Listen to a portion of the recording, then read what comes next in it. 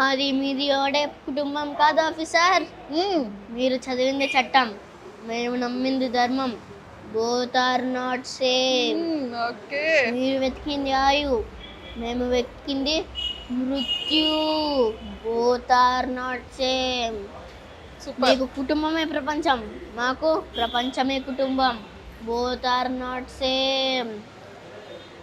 ఇంత ఐస్ ముక్కనే అరచేతిలో